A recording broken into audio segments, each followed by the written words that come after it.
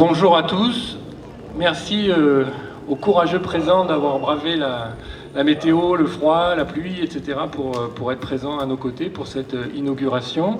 Le musée fonctionne par cycle. Durant les 3 années précédentes, on a présenté du dessin contemporain. Et là, on ouvre un nouveau cycle et on explore un champ qui nous paraît passionnant et très important, qui est celui de l'art numérique, de l'art interactif, des arts immersifs.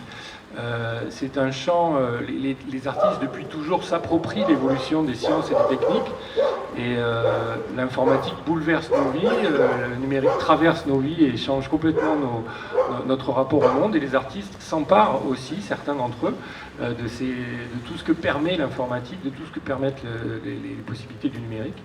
Et donc il nous paraissait important de montrer ce champ-là, qui n'a jamais été montré en tant que tel avant. Et donc c'est un élément qui s'inscrit aussi en continuité avec la microfolie qu'on a installée cet été, qui est donc ce musée numérique, et qui s'inscrit aussi dans une volonté qui est portée par la commune de s'ouvrir à tous les publics. Et c'est aussi un type d'exposition qui est vraiment proposé du plus jeune âge au plus anciens d'entre nous.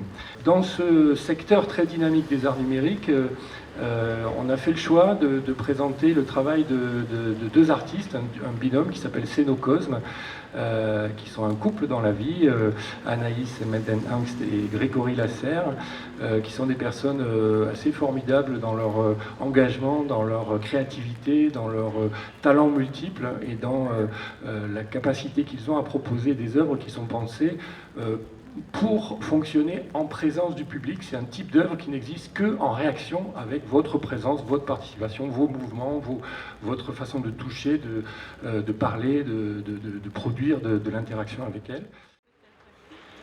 Bonjour. Bonjour à tous, merci d'être présents. Merci beaucoup Jean pour cette présentation.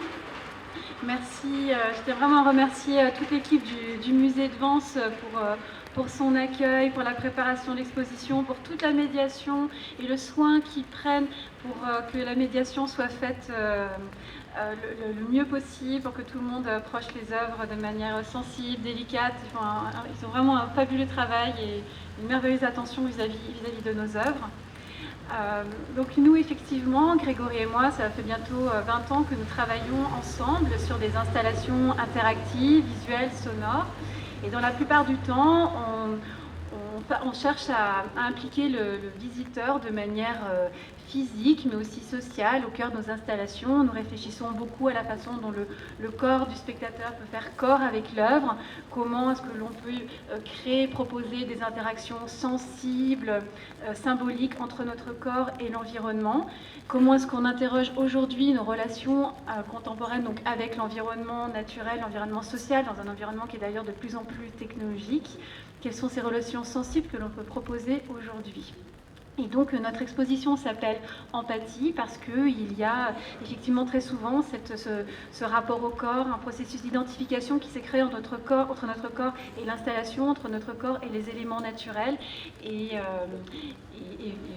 voilà, et comme disait aussi Jean, c'est que nous avons tout un travail qui est vraiment lié à des hybridations très sensibles et très singulières entre la nature et la technologie, de manière à vraiment sublimer une relation sensorielle entre notre corps et les éléments naturels.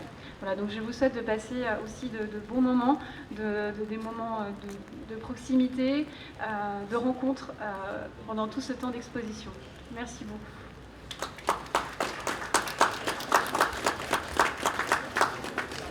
Mesdames et messieurs, après avoir franchi un cap technologique en accueillant la microfolie, notre musée s'ouvre aux œuvres d'art numérique et à la création interactive.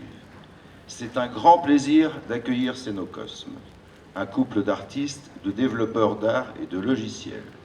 Avec vous, l'art ne fait pas seulement réagir le spectateur, c'est le regardeur qui fait l'œuvre. Au-delà de Marcel Duchamp, Anaïs et Grégory s'intéressent aux influences énergétiques du vivant. Chacun crée l'œuvre, chacun devient acteur de l'œuvre, puisque les installations interactives réagissent au mouvement et au déplacement des visiteurs, au contact physique des spectateurs, à leur sensibilité. une interaction corporelle, physique et sociale. Une exposition difficile à décrire, car plus que voir, c'est percevoir. Plus qu'expérimenter, c'est ressentir la sensibilité du monde et sa fragilité. C'est partager le monde avec empathie et poésie.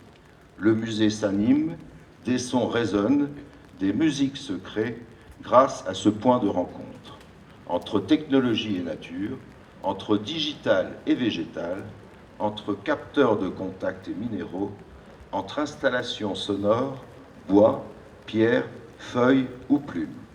Du toucher à l'écoute, c'est une véritable expérience sensorielle qui vous est proposée. Merci aux acteurs culturels vansois d'attirer nos sens et notre curiosité en exposant deux jeunes talents qui ont déjà reçu plusieurs prix internationaux et dont les œuvres parcourent le monde. Des musées au Centre d'art contemporain, des festivals d'art numérique aux expositions universelles.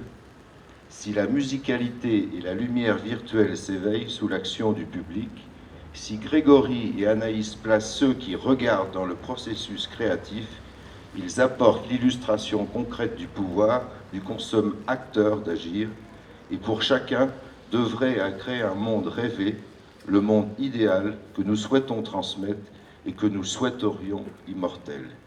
Puisse l'art ouvrir notre empathie et notre bienveillance vers cet horizon possible. Merci de votre attention.